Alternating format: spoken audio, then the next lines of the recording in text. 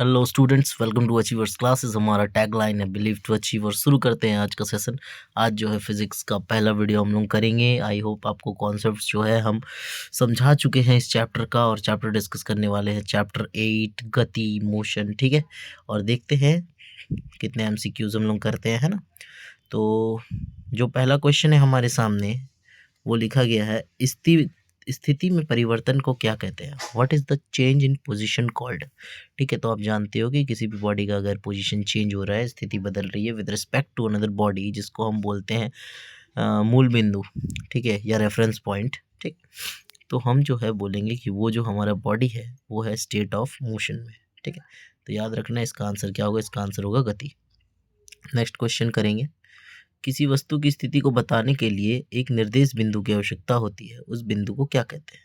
ठीक है, तो आपको इसके बारे में बताया गया है कि एक बॉडी का मोशन को अगर आप ऑब्जर्व कर रहे हो, ठीक है, दूसरे बॉडीज से, मान लीजिए यहाँ पॉइंट बी पे कोई बॉडी था जो कि सी पे पहुंचा, और पॉइंट ए से कोई बॉडी इसको ऑब्जर्व किया कि हाँ ये बी से सी पे पहुंचा, तो ये जो हमारा पॉइंट है, ये जो बिंदु है, इसको हम बोलते हैं मूल बिंदु, ओरिजिन पॉइंट। ठीक है, तो 2 नंबर का आंसर जो होगा बी नंबर, ओरिजिन पॉइंट सही होगा। नेक्स्ट चलेंगे अगले क्वेश्चन पे। श्याम अपने घर से विद्यालय आता है, उसकी गति किस प्रकार की है? आपको ये पता है। तो श्याम जब घर से विद्यालय आएगा तो वो होगा सरल रेखीय गति, रेक्टिलिनियर मोशन। ठीक है, उसके बाद चलेंगे आगे। नेक्स्ट है, जब एक कार वृत्ताकार पथ पर एक समान वेग से गतिशील है तब इसका वेग परिवर्तित कहा जाता है, क्योंकि देखिए होता ये है कि आपको क्लास में बताया गया ये चीज़ कि जो वेग होता है अगर दिशा बदल जाए तो वेग भी क्या हो जाएगा, बदल जाएगा। जब बॉडी इस तरह से एक वृत्ताकार पथ पर घूम रही होगी तो उसकी जो दिशा होती है वो स्पर्श रेखा की ओर सीधी होती है। फिर अगले पॉइंट पे जब पहुंचेगी तो दिशा इधर हो जाएगा, तो लगातार जो है दिशा जो है वो बदल रही होगी। इसीलिए हम बोलेंगे कि वेग जो होता है वो परिवर्तित कहा जाता है। क्यों? क्योंकि इसकी जो दिशा है वो बदलती है। ठीक है, आगे है नेक्स्ट 5 नंबर। महक 7 सेंटीमीटर वाले वृत्ताकार पथ पर बिंदु ए से चलना शुरू करती है। तो यहाँ पे अगर आप एक वृत्ताकार पथ लेते हो, ठीक है, और बोला गया है कि 7 सेंटीमीटर वाला वृत्ताकार पथ है जिस पे ये बिंदु ए से चलना स्टार्ट करती है और 5 मिनट बाद वापस बिंदु ए पर आ जाती है, तो बोला गया है कि उसका विस्थापन कितना होगा। विस्थापन का मतलब है प्रारंभिक बिंदु और अंतिम बिंदु के बीच की दूरी। यहाँ प्रारंभिक बिंदु भी यही है और अंतिम बिंदु भी यही है, मतलब जब दोनों सेम हो जाए तो हमारा जो विस्थापन होता है वो होता है 0 सेंटीमीटर। ठीक है, अब आगे चलते हैं 6 नंबर क्वेश्चन पे। 6 नंबर हमारा क्वेश्चन है, गीता 10 सेंटीमीटर वाले वर्गाकार खेत के चारों ओर चक्कर लगाती है। सबसे पहले एक वर्गाकार खेत बनाते हैं।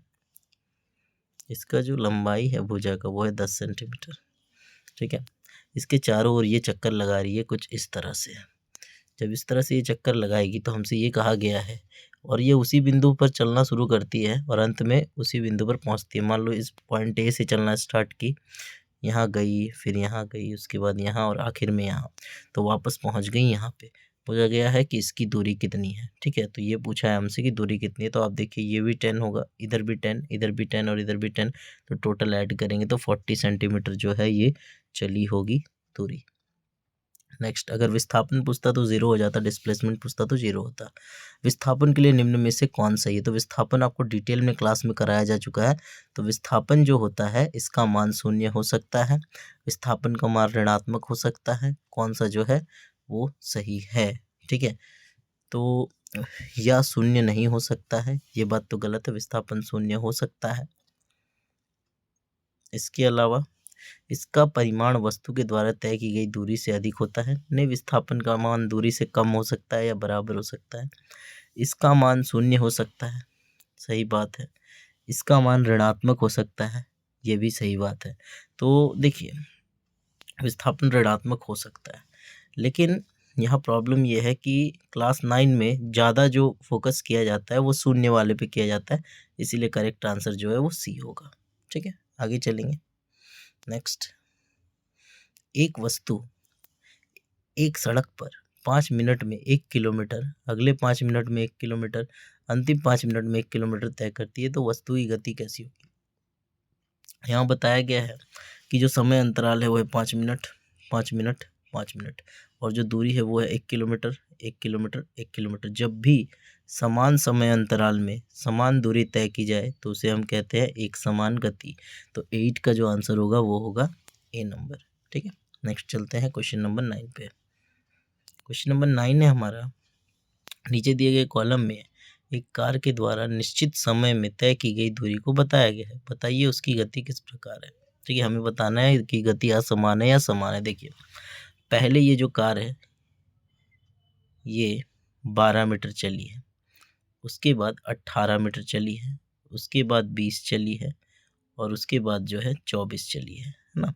अब थोड़ा ध्यान से देखते हैं, यहाँ भी टाइम 8 बज रहा था, फिर 9 बजा, उसके बाद 10, फिर 11, मतलब 1 घंटा का गैप है। हर बार जो है गैप कितने घंटा का है, 1 घंटा। पहले घंटे में ये कितना चली है, 6। अगर हम सेकंड घंटे में भी अगला 1 घंटा में देखें तब ये कितना चली है, 2। फिर अगला 1 घंटा में अगर हम देखें तो ये कितना चली है, 4। तो आप देख पा रहे हो कि यहाँ पे समय अंतराल तो सेम है, बट हमारा जो तय की गई दूरी है वो अलग अलग है। इसका मतलब ये हो जाएगा कि ये जो है हमारा आंसर इसमें हो जाएगा असमान। ठीक है, जब भी समय अंतराल सेम हो लेकिन तय की गई दूरी अलग अलग हो तो जो गति का प्रकार होता है वो होता है असमान। तो इसका ऑप्शन नंबर बी जो है non uniform will be the correct answer. Next है क्वेश्चन नंबर 10। क्वेश्चन नंबर 10 हमारे पास है, एक वस्तु 16 मीटर की दूरी 4 सेकंड में तय करती है और अगली 14 मीटर की दूरी 2 सेकंड में तय करती है, औसत चाल क्या होगा। बहुत सिंपल क्वेश्चन है, औसत चाल निकालना है। औसत चाल का फॉर्मूला होता है कुल दूरी बटा कुल समय। जैसे कुल दूरी अगर निकालेंगे, पहले दूरी है 16, उसके बाद दूरी है 14, दोनों को जोड़ देंगे और समय कितना है, पहले है 4 और उसके बाद क्या है, 6। इसको ऐड करेंगे तो 30 आएगा, इसको ऐड करेंगे तो 6 आएगा, 6 से 30 कटेगा 5 बार में, तो हमारा आंसर आएगा 5 मीटर प्रति सेकंड। तो 10 नंबर का जो ए नंबर है हमारा ऑप्शन, वो करेक्ट आंसर हो जाएगा।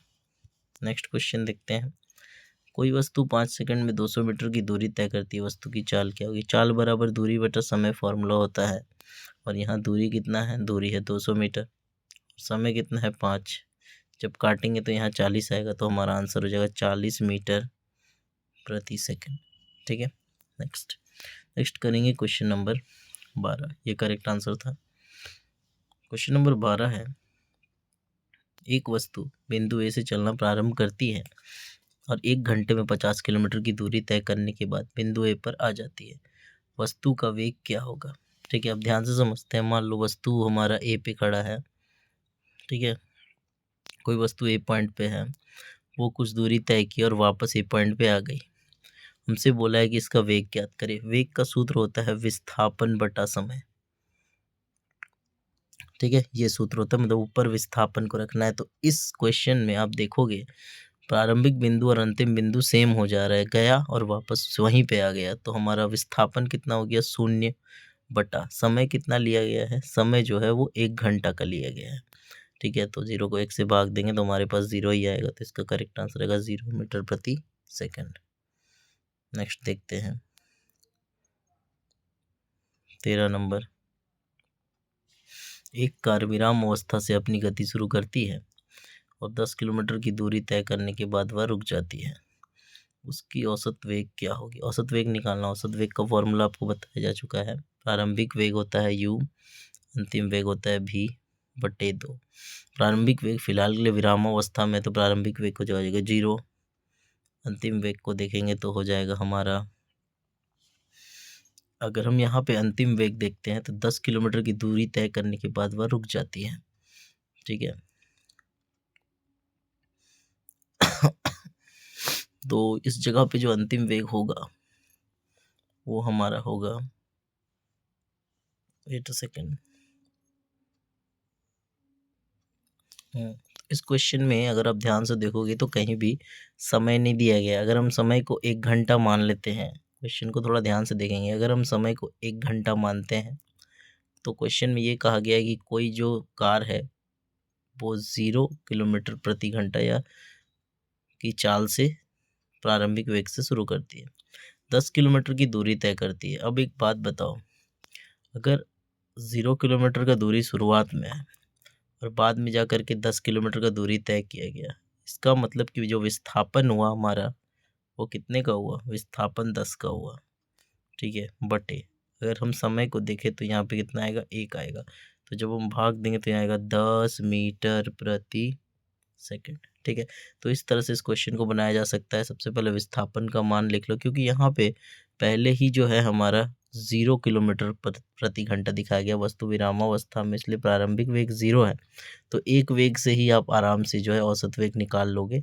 तो हमारा जो पहला वेग दिया गया है वो कितना है, पहला वेग तो है ही नहीं, यहाँ पे हमारा ये दूरी दे दिया लगभग। तो दूरी को विस्थापन के कंसेप्ट में अगर हम लगाते तो विस्थापन 10 हुआ और लिया गया समय जो है 1 घंटा हुआ। तो यहाँ से अगर हम देखें तो हमारे पास आ जाता है वेग 10 किलोमीटर प्रति घंटा, और इसी वेग को हम औसत वेग मान करके इस क्वेश्चन में बनाएंगे, ठीक है। तो यहाँ पे फिलहाल के लिए 10 मीटर प्रति सेकंड दिया हुआ है, ठीक है, कि 1 सेकंड में 10 मीटर के हिसाब से। तो इस क्वेश्चन में जो है कहीं ना कहीं कुछ गड़बड़ी दे दिया है, जिसके चलते जो है ये ऐसे दिखाई दे रहा है, और इसके अलावा इसमें जो है टाइमिंग भी दिया हुआ नहीं है, ठीक है। आगे बढ़ते हैं। नेक्स्ट है हमारा चाल का मात्रक क्या है। चाल का मात्रक जो होगा मीटर प्रति सेकंड होगा। गाड़ी का ओडोमीटर क्या मापता है, गाड़ी का जो ओडोमीटर होता है वो दूरी मापता है। नेक्स्ट, यदि किसी वस्तु द्वारा तय की गई दूरी समय के अनुक्रमानुपाती हो तो हम क्या कह सकते हैं। देखिए ध्यान से समझेंगे। मान लीजिए कोई वस्तु जो है 50 मीटर गया और 10 सेकंड का टाइम लिया, तो जाहिर सा बात है अगर 100 मीटर जाएगा 10 सेकंड से ज़्यादा टाइम लेगा। तो यहाँ पे यही बोला गया है कि कोई वस्तु के द्वारा जो तय किया गया दूरी है, ठीक है, वो समय के अनुक्रमानुपाती है, मतलब समय के समानुपाती है। तो हम क्या कह सकते हैं, ठीक है। तो आप ये देख पाओगे कि जिस दर से हमारा समय बढ़ेगा उसी दर से हमारा दूरी बढ़ेगा। जब दोनों एक ही दर से बढ़ता है तो वो हो जाता है समान चाल। तो 16 नंबर का जो सही आंसर होगा वो होगा कि वो जो है एक समान चाल से चल रही है। इस 13 नंबर क्वेश्चन के लिए टेंशन नहीं लीजिएगा, है ना। नेक्स्ट वीडियो में होगा तो इसका जो है हम सही क्वेश्चन आपको करवा देंगे। नेक्स्ट आगे चलेंगे। क्वेश्चन नंबर 16 हो गया है हमारा।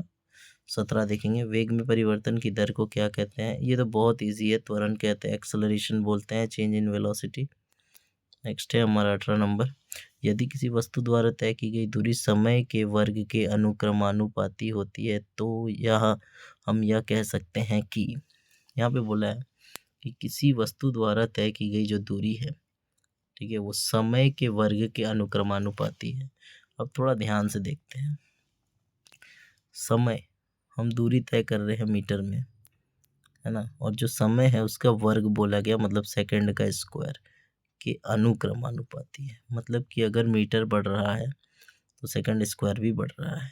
इसका मतलब ये हुआ कि अगर इस सेकंड स्क्वायर को हम इधर ले आएंगे तो आपको दिखाएगा मीटर प्रति सेकंड स्क्वायर, और मीटर प्रति सेकंड स्क्वायर जो होता है वो त्वरण के बराबर होता है। तो हम मान सकते हैं कि यहाँ जो त्वरण है वो हमारा कांस्टेंट है। तो यहाँ पे क्या होगा आंसर, यहाँ पे होगा कि ये जो वस्तु है इसका त्वरण जो है वो अचर है। अचर मतलब हुआ कांस्टेंट है, ठीक है। तो 18 का सी नंबर सही आंसर होगा। कैसे पता चला, आप यहाँ देख पा रहे हो कि लिखा गया तय की गई दूरी के वर्ग के अनुक्रमानुपाती है। दूरी समय के वर्ग के अनुक्रमानुपाती, मतलब दूरी का हो गया मीटर और समय का हो गया सेकंड स्क्वायर। जब हम यहाँ से कंबाइन किए तो हमको यूनिट मिल रहा मीटर प्रति सेकंड स्क्वायर, जो कि त्वरण का मान बताता है। और जब ये हमारा ये अनुपात, जो ये हमारा समानुपाती का चिन्ह, इसको हटाएंगे तो यहाँ बराबर आएगा। मतलब हमें ये पता चलेगा कि ये जो है त्वरण दिखा रहा है। और अनुक्रमानुपाती होने का मतलब इधर जितना रेट से बढ़ेगा इधर भी उतना ही रेट से बढ़ेगा, ठीक है। मतलब ये जो है बिल्कुल कांस्टेंट रहने वाला है, एक समान रहने वाला है। इसका मतलब जो त्वरण हमारा होगा वो त्वरण अचर होगा। Next question number 19। त्वरण का मात्रक क्या है। त्वरण का जो मात्रक है वो होता है हमारा मीटर प्रति सेकंड स्क्वायर, मतलब मीटर प्रति वर्ग सेकंड, ठीक है, वही वाला है। नेक्स्ट, ऋणात्मक त्वरण को क्या कहते हैं, ये भी आपको बताया जा चुका है। ऋणात्मक त्वरण जो होता है इसको हम मंदन कहते हैं, ठीक है। तो आई होप ये जो था ये था वीडियो का पार्ट 1।